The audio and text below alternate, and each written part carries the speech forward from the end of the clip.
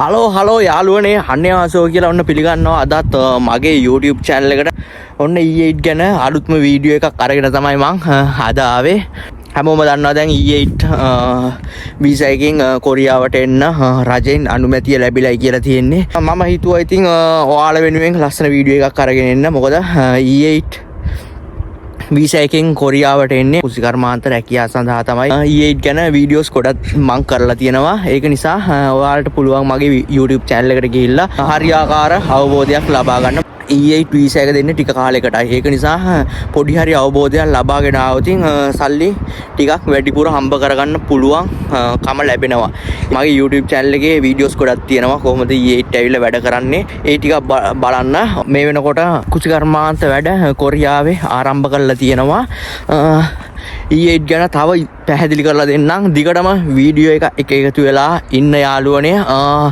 SL ලංගයා YouTube channel එකත් subscribe කරන්න අමතක කරන්න එපා අනිවාර්යෙන්ම subscribe කරලා තියාගන්න කොරියාවට එන්න ඉන්න අයට කරන්න තියෙන වැඩ ගැන හැම දෙයක් ගැනම මගේ YouTube channel එකේ මං පැහැදිලි කිරීමක් කරනවා අදත් E8 ගැන ගොඩක් දේවල් කතා කරන්න තියෙනවා ඔයාලට E8 වීසා එකෙන් කොරියාවට ඇවිල්ලා කරන්න ඕන දේ ගැන හරියාකාරම අවබෝධයක් ලබා ගන්න පුළුවන් මේ වීඩියෝ එක දිගටම එකතු වෙලා ඉන්න කියලා දෙන්නම් කොහොමද එන්නේ කියලාත් කොරියාවට මගේ YouTube channel එක අනිවාර්යෙන් subscribe කරලා තියාගන්න එහෙනම් යමු අපි වීඩියෝ එකට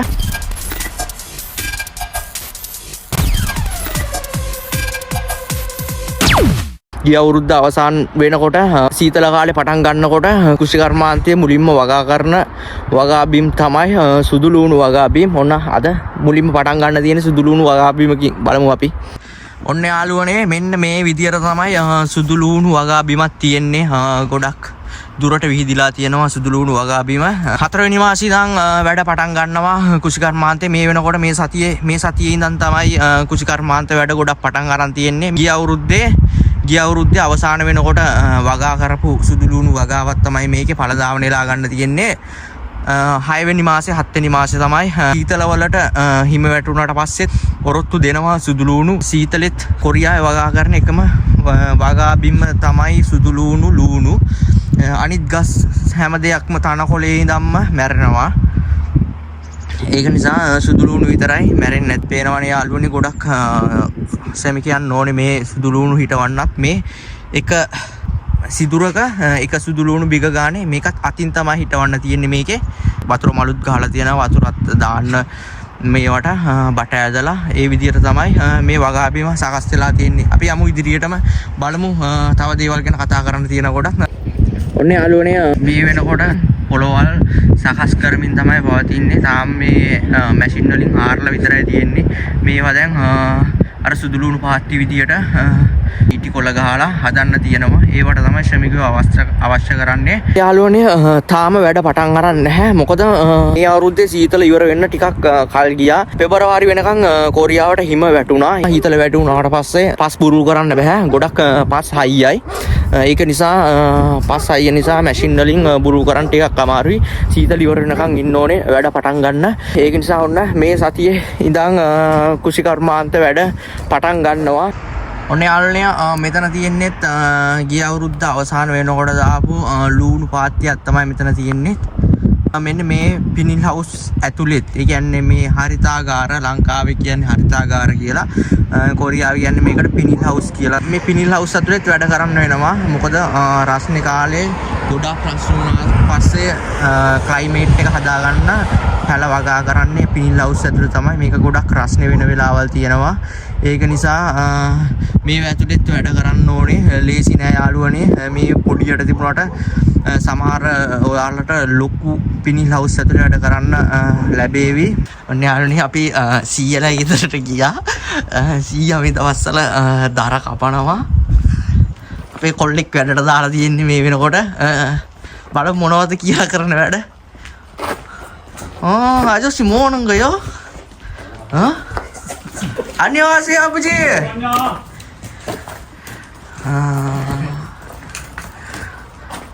මේ තමයි යාළුවනේ සීතල කාලේ ලී පැක් කරනවා.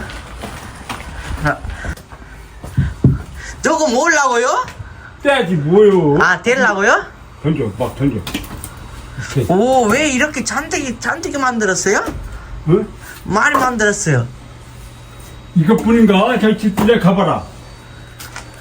저 집- 여기 왜 안 발라가지고 되는 거요? 아직 말려야지. 이제 겨울 때 하지.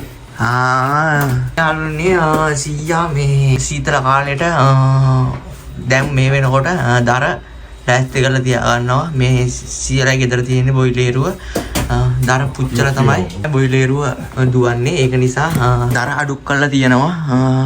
සීතල කාලේ පාවිච්චිට ගන්න. 안녕하세요 엄마. 쉬는 날이야? 예 오늘 쉬는 날요. 아버지가 일 시켜요.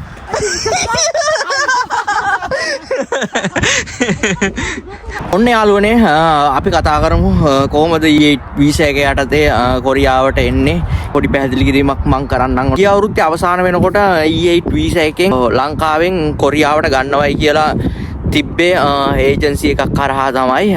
බොහෝ දෙනෙක්ට වීසාත් ගිහිල්ලා තිබුණා. විදේශ සේවාවකින් අනුමැතිය ලබා දුන්නේ නැති නිසා ගොඩක් අපහසුතාවයට පත් වුණා අපේ සහෝදරයෝ ඊයේ තරහා කොරියාවට එන්න බලන් හිටපු අය. ඔන්න 2025 අවුරුද්දේ ඔයාලට ඊයේ වීසා එක හරහා කොරියාවට එන්න ඉඩකඩ රජය විසින් සලස්සලා තියෙනවා. මොකද මේ වෙනකොට කොරියාවෙන් එක එක කාලවලට එක එක වීසා කැටගරි හඳුන්වලා දෙනවා. ඒක නිසා අනිවාර්යයෙන්ම මේ හඳුන්වලා දෙන වීසා වලට අපේ රටෙනුත් ශ්‍රමිකයන් එව්වට පස්සේ මෙහි ශ්‍රමිකයන් වැඩ කරන විදියට ගොඩක් වේකන්සි ලැබෙනවා. මේක රජයෙන් විදේශ සේවා එක්ක සම්බන්ධ වෙලා කරපු වෙන ගොඩක් හොඳයි. ඉතින් මොනවා හරි දෙයක් වුණොත් රජය මේකට මැදිහත් වෙන නිසා ඊයේ වීසා එකෙන් මේ වෙනකොට 2024 වැඩියෙන්ම ආපු රටවල් තමයි පිලිපීන්, වියට්නාම්, තායිලන්ඩ්, ඒ වගේම නේපාල්. ඒ රටවල් හතරෙන් තමයි වැඩිපුරම කොරියාවට ඊයේ වීසා වලින් ඇවිල්ලා තියෙන්නේ. ඒ වගේම තමයි ගිය අවුරුද්දේ අපිට 2024 වෙනසකටත් එක්ක ශ්‍රී ලංකාවේ ඊනයින් ආපු කෙල්ලෝ මේකේ හොඳට වැඩ කරන නිසා එයාලයි වැඩ දැකලා ඊයේ වීසා එකෙන් කොරියාවට එන්න ලංකාවට chance එක ලබලා දුන්නා. ඒ වගේම ඔන්න මේ අවුරුද්දේ හැමෝන්ටම ඊයේ වීසා ඉන්න බලාගෙන ඉන්න හැමෝන්ටම chance එක ලැබෙන්නේ කියලා මම ප්‍රාර්ථනා කරනවා. මොකද ඊයේට ඇවිල්ලත් ලේසි පාසු වැඩ නෙවෙයි යාළුවනේ කොරියාවේ කරන්න තියෙන්නේ. කුෂි කර්මාන්තයයි දීවර රැකියාවයි තමයි කොරියාවේ ගොඩක්ම අමාරුම රැකියාව වලට තියෙන්නේ. කොරියාවට ඊයේ වීසා වලින් එන්නකොට සාමාන්‍යයෙන් ලක්ෂ 10කට අඩු මුදලකට තමයි ඔයාලට එන්න හම්බ වෙන්නේ. මොකද මම මේ කොරියන් අය කතා කරා. එයාලා කිව්වා කොරියාවට එන අයට කිසිම ගාස්තුවක් මෙහින් අය කරන්නේ නැහැ. මොකද වීසා එකේ ගාස්තුව විතරයි කියලා අය කරන්නේ. කොරියාවට ඇවිල්ලා මාස 8කට විතරයි කියලා ඊයේ වීසා එකෙන් මෙහි වැඩ කරන්න පුළුවන්. මාස 8 වීසා එකකට තමයි කොරියාවට ඊයේ ගන්නෙ. ලක්ෂ 10කට අඩු මුදලක් යෝජනා කරොතින් හොඳයි. ඒ වගේ මුදලක් වේවි කියලා මම හිතනවා. ඒ වගේම තමයි යාළුවනේ මේක අවුරුදු 50ට වැඩි අය ඇවිල්ලා වැඩ කරන්න ටිකක් අමාරුයි. ඇත්ත වශයෙන්ම කතා කරොතින් මේ වැඩ අපි හිතන තරම් ලේසි නෑ. මේ කුසි කර්මාන්ත වැඩත් ඒ වගේම තමයි ඉක්මනට වැඩ කරන්න ඕනේ. ඒක නිසා 50ට වැඩි අයටත් ඒකටත් වයස් සීමාවක් පැන වේවි කියලා මම හිතනවා. දැන් කෙනෙක් එක්ක කතා කරා මම. ඒක නිසා එයාලා කිව්වා මේකට ලක්ෂණ නැහැ කියලා. ඒ නිසා මාන් 12ක මුදලක් ඒකට ඇඩ් වෙනවා. මාසෙකට මාන් 12ක මුදලක් දැම්මට පස්සේ මාස 8කට මෙහෙට ඇවිල්ලා මාසෙකට මාන් 12ක් ඒකට දාලා මාස 8න් යන කෙනෙක්ට ඒ වගේ ආරක්ෂණ මුදලක් ගෙවා ගන්න ටිකක් අමාරු වෙන නිසා ලංකාවෙන් අලුතෙන් එන අයට කොහොම වෙයිද දන්නේ. කලින් ආපු අයට රක්ෂණයක් එහෙම කිසිම රක්ෂණයක් නැහැ. ඒක නිසා යාළුවනේ වැඩ කරනකොට තුවාල සිද්ධ කරගන්න නැතුව හරියට පිළිවෙලට වැඩ කටයුතු ටික කරගන්න ඕනේ. අපේ ආරක්ෂාව අප සතුයි. කොරියන් අය මේ ගොඩක් වයසක අය තමයි කුසි කර්මාන්තේ නියැලෙන්නේ. ඒක නිසා ඒ කට්ටිය ඔයාලට කෑ ගහන්න ඉඩ තියෙනවා. ගොඩක් අය කෑ ගහනවා. බොරු ගොඩ එහෙම ටයි කෝඩ් දාපු අය නෙමෙයි කුසි කර්මාන්ත වැඩවල සජන් නිම්ලා ඉන්නේ. එයාලත් මහන්සියලා වැඩ කරන අය තමයි කුසි කර්මාන්තවල කොරියාවේ නියැලෙන්නේ. ඒක නිසා යාළුවනේ ඔයාලා ආවට පස්සේ යාලා ගොඩක් කෑ ගහනවා. ඉතින් අපිට භාෂාව තේරෙන්නේ නැති නිසා මුලින්ම ඊට ආවට පස්සේ දැන් භාෂාව තේරෙන්නේ නැහැ කියන දේ නෙවෙයි කරන්නේ. ඔයාලා ඒක නිසා කලබල වෙලා ගොඩක් වැඩ කරන්න ගිහිල්ලා අතපය තුවාල කරගන්න වැඩ කරන්න එපා. ඇත්තටම එමුණෝතින් හොස්පිටල් එකකට ගිහිල්ලා බේත් ගන්න ගියාට පස්සේ ලොකු මුදලක් ගෙවන්න වෙනවා. ඒක නිසා යාළුවනේ ඔයාලා හරිම පරිස්සමෙන් කොහොම වැඩ කරන්න කියලා තමයි මම විශේෂයෙන්ම සඳහන් කරන්නේ. ඒ වගේම තමයි මිනිල් හවුස් ඇතුලේ වැඩ කරන්න එන අයටත් ගොඩක් රස්නේ කාලේ මේක පටන් ගන්න. ඒක නිසා කොමඩු වගා කරන්න තියෙනවා එක එක මේ තක්කාලි එතකොට ඒ වගේම ස්ට්‍රෝබෙරි ඒව වගා වෙනකොට සාමාන්‍ය වගා කරන්නේ මහා පරිමාණයෙන් වගා කරන නිසා පිනිල් හවුස් ඇතුලේ තමයි ඒව වගා කරන්නේ. ඒක ගොඩක් රස්නේ පිනිල් හවුස් එක ඇතුළ ගොඩක් රස්නේ දාඩිය දාගෙන ඉතින් දාඩිය නාගෙන තමයි වැඩ කරන්න සිද්ධ වෙන්නේ පිනිල් හවුස් ඇතුලේ. ඒ වගේම තමයි එළියේ රස්නේ කාලේ වැඩ කරද්දී අවුවට පිච්චි තමයි වැඩ කරන්න වෙන්නේ. වැඩ කරන්න පුළුවන් කියලා හිතාගෙන එන්න ලේසි කියලා හිතාගෙන නම් කොරියාවට එන්න එපා. මේ E8 වීසා එක E8 වීසා එක කියන්නේ ලේසි නෑ හලුවනේ. ඇත්තටම E8 වීසා එක කරන්න ගොඩක් අමාරුයි.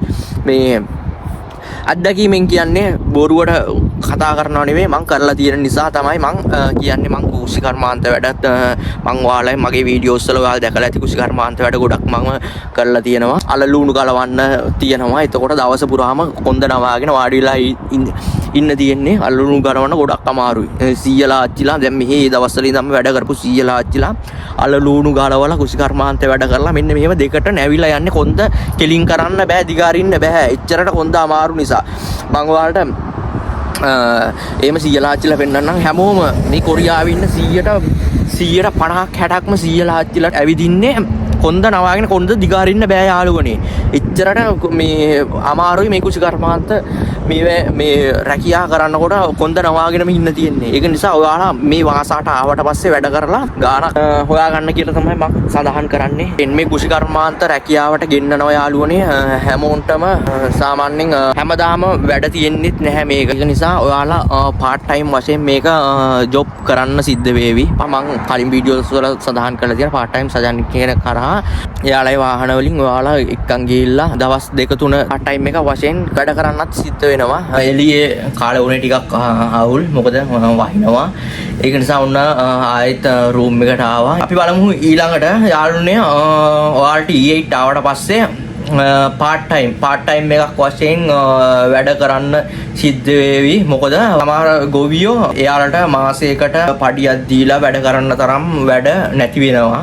ඒක නිසා එයාලා පාර්ට් ටයිම් ඒ කියන්නේ ඉල්ලොක් සම්සිල් එකක් කරහා ශ්‍රමිකයන් අරගෙන වැඩ දවසට පඩිය දීලා වැඩ කරන්න සිද්ධ වෙනවා. ඒකත් මේ අවුරුද්දේ E8 එකකින් එන අය මේ සඳහා යොමු කරනවායි කියලාත් දැනුවත් කිරීමක් තියෙනවා. ඔයාලා තැනකින් තැනකට ගෙනියනකොට ඔයාලට ප්‍රවාහන පහසුකම් ලබාලා දෙවි. සාමාන්‍යයෙන් ප්‍රවාහන ගාස්තුව ගෙවන්න සිද්ධ වේවි. ඔයාලට ගෙවන වැටුපෙන් සාමාන්‍ය මුදලක් ඒකට කැපේවි. ඒකට කැපෙනවා කියන මහ ලොකු ගාණක් කැපෙන්නේ නැහැ. ඒකට පොඩි ගාණක් කැපිලා එයාලටත් ගාණක් යන විදියට තමයි ඒක සකස් කරන්නේ. සාමාන්‍යයෙන් ඔයාලා E8 වීසා එක හරහා ආවොතින් පාර්ට් ටයිම් එකක් කරෝතින් දවසට මාන් 8ක් 9ක් වගේ තමයි හම්බ වෙන්නේ. එහෙම පාර්ට් ටයිම් කරලා සාමාන්‍යයෙන් දවසින් දවස ඔයාලට ඒ මාන් 8-9 දිනේවත් තියෙනවා. නැත්නම් සතියට මාන් 8-9 දිනේවත් තියෙනවා. එයාලා පොරොන්දු වෙලා තමයි ඔයාලා ගන්න. ඔයාලට සතියට මේ ගාණ වැඩ කරාම සල්ලි ගෙවන්නම් නැත්නම් වැටුප දෙන්නම් නැත්නම් මාසෙට දෙන්නම් නැත්නම් දවස ගානේ දෙන්නම් කියලා. ඔයාලයි වැටුප කොහොම හරි ඊළඟ මාසේ දෙන්නම් මේ මාසේ වැඩ කරාට පස්සේ මාසේ පරක්කු වෙලා දෙන්නම් කිව්වට ඔයාලා සලකලා බලන්න ඕනේ කොරියාවේ තියෙන කොන් සෙන්ටර් එක කියලා. ඒ කියන්නේ සුබ සාධන මධ්‍යස්ථානයට ඒකට කතා කරාට පස්සේ මෙහෙමයි මෙයා තාම මාසයක් වැඩ කරලා වැටුප තාම හම්බුන්නේ නැහැයි කියලා. ඔයාලා ගෙන්නපු සදන්නින්ගේ නම්බරේ දුන්නාට පස්සේ එයා කතා කරලා මෙහෙමයි මෙයාලා වැටුප දෙන්න කියලා එයාලා කියනවා. මාසේ ඉවරුණාට පස්සේ අනිවාර්යයෙන්ම වැටුප ඔයාලා ලබා ගන්න. ඒක ඔළුවේ තියාගන්න. එහෙම තේරෙන්නේ නැත්නම් ඔයාලා මෙහි ආවට පස්සේ කතා කරන්න සාමාන්‍යයෙන් තේරෙන්නේ නැහැනේ. සුබසාධන මධ්‍යස්ථානට කතා කරාට පස්සේ ශ්‍රී ලංකා මල් පක්කු ජුසිය කියුවට පස්සේ යාලා ලංකාවේ ඔයාලට සම්බන්ධ කරලා දෙනවා නියෝජිතෙක්. එයා එක්ක විස්තරය කිව්වට පස්සේ එයා පැහැදිලි කිරීමක් කරලා ඔයාලගේ ප්‍රශ්නෙට විසඳුමක් ලබා දෙවි. ඒක නිසා පඩි හම්බ වෙන්නේ නැතුනොතින් කතා නොකර ඉන්න එපා. අනිවාර්යයෙන්ම පඩිය මාසේ ඉවරුණාට පස්සේ ලබා ගන්න කියලා විශේෂයෙන්ම දැනුවත් කරනවා. පඩිය අනිවාර්යයෙන්ම ලබා ගන්න. ඒ වගේම තමයි යාළුවනේ ඔය පාර්ට් ටයිම් වලට සාමාන්‍යයෙන් යවුවොතින් එක එක පළාත අනුව ඔයාලට ලැබෙන වැටුප වෙනස් වෙනවා. ඒ වගේම ඔයාලට සාමාන්‍යයෙන් මාන් 12ක් 13ක් විතර දවසට වැටෙන දැනුත් තියෙනවා. වැඩි මුදලක් බලාපොරොත්තුවෙන් එන්න එපා. මොකද ඇග්‍රීමන්ට් එකේ දාලා තියෙන මුදල තමයි ඔයාලට ලැබෙන්නේ. සජන්නි මේ ගාණ තමයි දෙන්නේ. ඔයාලට ආපු හැටි කියයි මෙන්න මේ ගාණ මේ කියලා දෙන්නේ. ඒ වගේම තමයි හොඳට වැඩ කරොත් පඩිය තව ටිකක් වැඩියෙන් දාලා දේවි. ඒක නිසා හොඳට වැඩ කරන්න තමයි තියෙන්නේ යාළුවනේ. කොරියාවට ආවට පස්සේ නිකන් ඉඳලා නම් සල්ලි හම්බ කරන්න හිතන්න එපා. ඒ වගේම යාළුවනේ අපි කතා කරමු නවාතැන් පහසුකම්. තනි කාමරයක් කණියෙන් හොඳට තැප පහසුව ඉන්න සාමාන්‍යයෙන් එහෙම හම්බ වෙන්නේ ගොඩාක්ම කලාතුරකින් තමයි. ඔයාලා එනවනම් මේ ගැන අනිවාර්යයෙන්ම නිසි අවබෝධයක් අරගෙන එන්න ඕනේ. මෙහි ආවයි කියලා මේ සැප පහසුවට ඉන්නද කෑම බීමද වැඩ කරන්නද කවදාවත්ම හම්බ වෙන්නේ නැහැ. එහෙම ඔය TikTok වල අරවා මේ වීඩියෝස් වල දකින්නට වඩා වෙනස් මේ ආවට පස්සේ ඔය ඉන්න අයගෙන් කරුණු දැනගෙන තමයි මම ඔයාලව මේ දැනුවත් කරන්නේ. සාමාන්‍යයෙන් ඔයාලට අපාර්ට්මන්ට් එකකින් ඒ කියන්නේ ෆ්ලැට් එකකින් කාමරයක් අරන් දෙනවා. මෙන්න මේ පිරිසකට සාමාන්‍යයෙන් වැඩිපුරම දාන්නේ ලංකාවේ එක කාමරයක ලංකාවේ 4-5කට නිදා ගන්න සිද්ධ වේවි. මයි ලංකාවේ විතරක් නෙවෙයි වෙන රටවල් වල දෙන්නෙත් එක්ක ලංකාවේ දෙන්නෙක් දැම්මොතින් දැන් වියට්නාම් දෙන්නෙක් එක්ක ලංකාවේ දෙන්නෙක් එක රූම් එකක දානවා නිදා ගන්න. එහෙමත් වුණොත් ටිකක් කරදරයි. මොකද කෝල් එකක් ගන්න ගියාට පස්සේ ටිකක් කරදරයි. කතා කරනකොට වියට්නාම් අය කටවල් ගොඩක් සද්දයි. ඒ කට්ටිය කතා කරන්නේ මුළු පලාතම ඇහෙන්න කතා කරන්නේ. ඒක නිසා ටිකක් අමාරුයි. ඒවටත් හුරු වෙලා ඉන්න ඕනේ. නවාතැන් පහසුකම් ගැනත් වීඩියෝ එකක් මම දාලා තියෙනවා. ඒකත් බලන්න කොහොමද කියලා කොරියාවේ නවාතැන් පහසුකම් තියෙන්නේ. දවල් වල නිදා ගන්න හම්බ වෙන්නේ නැහැ. මෙට්‍රස් දාලා බෙඩ්ෂීට් එකක් දෙනවා, කොට්ටයක් දෙනවා. එහෙම තමයි නිදා ගන්න තියෙන්නේ. එතකොට කෑම බීම ඒක ඉතින් අපිට හිතෙන වෙලාවට කෑම බීම ගන්න බෑ. එයාලා දෙන වෙලාවට තමයි කෑම බීම ගන්න පුළුවන් ඉන්නේ. සාමාන්‍යයෙන් කොරියන් ජාතිකයෝ උදේ 6 විතර වෙනකොට කෑම ගන්නවා. ඒ වගේම තමයි දවල් 11 12 වෙනකොට කනවා. ඒ වගේම තමයි හවස 6 විතර වෙනකොට ආහාර ගන්නවා. එතනින් පස්සේ ඉතින් සාමාන්‍ය බඩගින්න හැදුණු රාමියන් එකක් එහෙම තමයි ඉතින් 10න් පස්සේ සාමාන්‍යයෙන් අපි 9ට 10ට කන්න වුරුදු වෙලා ඒ වෙලාවටත් අපිට බඩගිනි හැදෙන්න පුළුවන්කම තියෙනවා. ඒක නිසා ඉතින් රාමියන් එකක් ගෙනල්ලා කන්න තමයි තියෙන්නේ. ඉතින් සාමාන්‍යයෙන් ඔයාලට උදේ ආහාරය ඔයාලට ගන්න කියාවි. සාමාන්‍ය පාර්ට් ටයිම් යන අයට හම්බ වෙන්නේ දවල්ට විතරයි කන්න. උදේට දෙන්නේ නැහැ, හවසට දෙන්නේ නැහැ. එහෙමත් තියෙනවා යාළුවනේ. ඒ ටික උයා ගන්න ඕනේ අපිම තමයි. මම මේ දැනුවත් කරේ ඔයාලා හැම දෙයකටම මූණ දෙන්න සූදානම් ශරීරයෙන් තමයි කොරියාවට එන්න ඕනේ. ඒ වගේම තමයි ඔයාලට මුලින්ම ආවට පස්සේ කිංචි කන්න බෑ. කොරියන් ආහාර ටිකක් අමාරුයි කන්න. අවුරුදු ගාණක් ඉන්න පුද්ගලෙක්ට නම් හුරුයි ඒක. නොකා ඉන්න එපා. ඔයාලා මොනවා හරි ආවට පස්සේ අමාරුවෙන් හරි කන්න පුරුදු වෙන්න කියලා තමයි ඉතින් දැනුවත් කරන්න තියෙන්නේ. මොකද මහ ලොකු සල්ලියක් නෑ අපි කොරියාවට ආපු දවස්වලට පඩියක් ගන්නකම් බොහොම අමාරුයි. ඒක නිසා සාමාන්‍යයෙන් මාසයක් විතර කන්න පුළුවන් කල් තබා ගන්න ආහාර ටිකක් ලංකාවේ ඉඳලා එනකොට හදාගෙන එන්න. ඉතින් එතකොට ඒ ටිකක් එක්ක බත් කන්න පුළුවන් කම තියෙනවා. ඒ හැන්ද යූස් කරලා හරි පෝක් එකක් සාමාන්‍ය සිත්තමකට ගියාට පස්සේ මේ කෝටු දෙක හුරු නැත්නම් පෝක් අහනා ජූසියෝ කියලා පෝක් එකක් ඉල්ලගෙන එහෙම ගෑරුප්පුවෙන් කන්න අතින් කන්න බෑ. ඉතින් අපි ලංකාවේ අපි පුරුදු වෙලා තියෙන අතින් කන්නනේ. අතින් කන්න නැහැ සිත්තමකට ගියාට පස්සේ එහෙම කන එක කට්ටිය ගොඩක් පිළිපුල් කරනවා. ඒක නිසා අතින් කන්න තියාගන්න එපා. ඒක නිසා හැන්දකින් හරි පෝක් එකකින් හරි කන්න තමයි තියෙන්නේ. ඒ වගේම තමයි නිවාඩු දවස්. අපි දැන් නිවාඩු දවස් ගැන කතා කරොත් 4 වෙනි මාසේ 5 වෙනි මාසේ එන්නේ යාළුවනේ කුෂිකර්මාන්ත රැකියාව සඳහා. එතකොට 11 වෙනි මාසෙන් පස්සේ ගන්නේ දීවර කටයුතු නිවාඩු දවස් සාමාන්‍යයෙන් කුෂිකර්මාන්ත කට්ටියන්ට ලැබෙන්නේ නැති වෙන්නත් ඉඩ තියෙනවා. වැස්සොතින් නිවාඩු දවස් ලැබෙන දවසුත් තියෙනවා. ගොඩක් අයියෙන් වැස්සොතින් වැඩ කරන්න බැරි දවස් වලට අන්නේ දවස් වලට නිවාඩු හම්බ වේවි. නැත්නම් බොහෝ දුරට අනිත් දවස් වලට හැමදාම වැඩ කරන්න සිද්ධ වේවි. මම නම් හිතන්නේ මාසයටම වැඩ කරන්න තිබුණොත් හොඳයි. මොකද නිවාඩුවක් නැතුව හරි මාස 8 නිසා ලොකු ගාණක් හොයා ගන්න පුළුවන්. එතකොට ඊ අවුරුද්ද ආපු ඇග්‍රීමන්ට් එක බලනකොට මාසෙට නිවාඩු එක දවසක් තිබුණා. ඒ දවස සාජන්නිම් කැමති දවසක් තමයි දීලා තිබුණේ ඇග්‍රීමන්ට් එකේ. නම් EA එකකින් 4 වෙනි මාසේ 5 වෙනි මාසේ වෙනකොට එතකොට කොරියාවට ගණීවි. විදේශ සේවායක ඔයාලව දැනුවත් කරાવી අනිවාර්යෙන්ම පරක්කු වෙන්න එපා ඉක්මනට කෝල් එකක් ගහලා මම දැක්කා දුරකථන අංකයක් දාලා තියෙනවා දුර විදේශ සේවයකට ගිහිල්ලා උපදෙස් අරගෙන එන්න ඕන විදියට හරි විදියට කොරියාවට එන්න තමයි කියන්නේ කම්පැනි ඇතුළත් වැඩ කරන්න තියෙනවා යාළුවනේ ඔය පැල හිටවන්න ගොයම් පැල හිටවලා ඒ ඔක්කොම දැන් පැල යාළුවනේ පිනිල් හවුස් ඇතුලේ හිටවලා තමයි කොච්චි පැලේ වුණත් මේ මිරිස් පැලේ වුණත් ඔය හැමදේම ලූණු සුදු ලූණු ඒව හැරෙන්න අනිත් හැම පැලයක්ම පිනිල් හවුස් ඇතුලේ පැල කරපු පැල තමයි ගෙනල්ලා පැල කරන්නේ දවස් 21 ඇතුළත පැල වෙනවා ඒක නිසා ගොයම් පැලත් පැල කරන්න පටන් ගනිවි ඒ කම්පැනි වලටත් ඔයාලව යොමු කරાવી ඒ වගේම තමයි යාළුවනේ දැන් මේ දවස්වල මේ අවුරුද්දේ ගොඩක් වැඩ අඩු නිසා ඊනා ඉන්න ආපු අයටත් ලියුම් අරගත්ත අයටත් ජොබ් නැතුව ගොඩක් අය මට මැසේජ් දානවා මෙහෙම ජොබ් එකක් හොයලා දෙන්නේ කියලා මේ දවස්වල ඇත්තටම ජොබ් අඩුයි ඒක නිසා යාළුවනේ ඔයාලා ආපු කම්පැනියේ රැඳිලා ඉන්න කියලා තමයි මම මේ වීඩියෝ එකිනුත් අනිවාර්යෙන්ම දැනුවත් කරන්නේ නැත්නම් ඔයාලා E8 ඇවිල්ලා සාමාන්‍යයෙන් අවුරුදු මාස 8 ඉඳලා ලංකාවට නොගින් ඉඳලා ජොබ් එකක් හොයාගන්න ටිකක් අමාරුයි. ඒක නිසා එහෙම කරන්න එපා. අනිවාර්යෙන්ම ඔයාලා ලංකාවට යන්න ගිහිල්ලා ආයේ නැවත කොරියාවට එන්න පුළුවන් නිසා මෙහි ඉඳලා සතියක් අය යන්න කලින් ඔයාලව පැනලා ඉඳලා ඉමිග්‍රේෂන් එකෙන් අහුනෙත් ආයේ ජීවිත කාලයට කොරියාවට එන්න බෑ. ඒකත් හොඳට ඔළුවේ මෙමරිය තියාගෙන යාළුවනේ මේ දවස්වල ජොබ් අඩුයි. ඇත්තටම ජොබ් අඩුයි මේ දවස්වල. වැඩ ගොඩාක් අඩුයි. ඒක නිසා අනිවාර්යෙන් මේක හොඳට මතකේ තියාගන්න ඇවිල්ලා තමන්ගේ වීසා කාලය අවසන් කරලා ලංකාවට ගිහිල්ලා ආපහු වෙන්න පුළුවන්. මොකද මේ දවස්වල ඉමිග්‍රේෂන් එකනුත් ගොඩක් අල්ලනවා.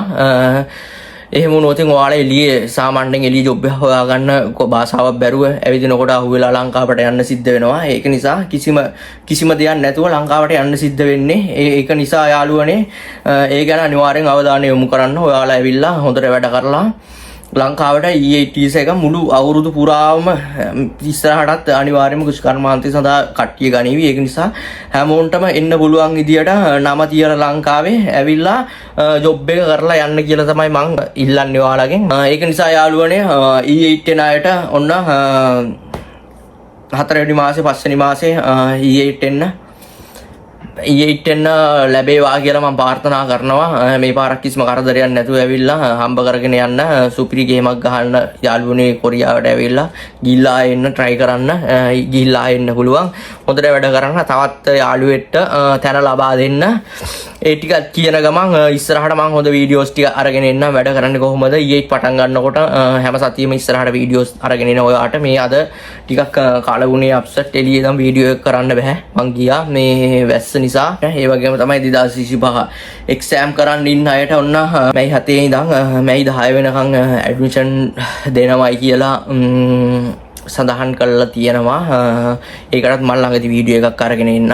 අවුරුදු 19න් පස්සේ මේ අවුරුදු 2025 අය මගේ අදහස තමයි ඔයාලා try කරන්න අනිවාර්යයෙන්ම කොරියන් E9 exam එකට ඔයාලා ඇවිල්ලා හොඳ ගේමක් ගහ ගන්න පුළුවන් කොරියන් E9 exam එකෙන් ආවට පස්සේ ස්ටුඩන්ට් වීසා ආපු අයත් ස්ටුඩන්ට් ආවයි කියලාත් ලේසි නැහැ. ස්ටුඩන්ට් ආවත් ගේමක් ගහන්න ගොඩාක් අමාරුයි යාළුවනේ. ස්ටුඩන්ට් එනවා නම් අනිවාර්යෙන් ඔයාලා ඉගෙන ගන්න බලාගෙන තමයි කොරියාවට එන්න ඕනේ. ඉගෙන ගන්න බලාගෙන ඇවිල්ලා ඉතින් හැමෝන්ටම ලොකු ගාණක් වියදම් වෙනවා. පාර්ට් ටයිම් එකක් කරගෙන තමයි ඒ කට්ටියත් ජීවන ගමන ගෙනියන්නේ ලේසි නෑ. ස්ටුඩන්ට් වීසා වලටත් මේ අවුරුද්දේ ලක්ෂ 3කට අධික ප්‍රමාණයක් ස්ටුඩන්ට්ලා ගන්නවා. මොකද කොරියාවේ උපත් අඩු වෙච්ච නිසා යුනිවර්සිටි ගොඩක් වැහිලා තියෙනවා. ඒවත් ඉදිරියට කරගෙන යන්න ඕන නිසා ස්ටුඩන්ට් වීසාත් ලබාලා දීලා තියෙනවා ලක්ෂ 3කට අධික ප්‍රමාණයක්. කොරියාවේ මේ වෙනකොට ශ්‍රමිකයන් මිලියනයකට අධික ප්‍රමාණයක් වැඩ කරනවා. කොරියාවේ ශ්‍රමිකයන්ගෙන් තමයි කොරියාව දුවන්නේ මේ වෙනකොට. ලංකාවේ අපිත් කොරියාවට ඇවිල්ලා හොඳ ගේමක් ගහලා අපේ වැඩ ටික පෙන්නලා තවත් කොල්ලෙට්ට ගෙල්ලෙට්ට chance එකක් ලබා දෙමු. එහෙනම් යාළුවනේ ඔය ටික තමයි වැදගත්ම ටික. මම ඔයාලට ඉස්සරහට E8 ගැන තව වීඩියෝස් කරන්නම්. මුලින් ඉඳන්ම මගේ වීඩියෝස් බලන්න. මොකද මෙහි ආවට පස්සේ කරන්න තියෙන වැඩ ගැන ඔක්කොම A to Z මම දාලා තියෙනවා යාළුවනේ මගේ YouTube channel එකේ. ඔන්න මේ පාර වෙනසක් කරමු අපි. අනිවාර්යයෙන්ම E8 වීසා එන්න හැමෝන්ටම හම්බ වෙන්නේ කියලා මම එන සමුගන්නවා යාළුවනේ. ඊළඟ වීඩියෝකින් හමු වෙමු. අනිවාර්යෙන්ම SL ලංගයා YouTube channel එක subscribe කරලා නැත්නම් අනිවාර්යෙන්ම subscribe කරලා තියාගන්න. ඉස්සරහට හොඳ වැඩ ටිකක් අරගෙන හැමෝටම බුස්සරණයි.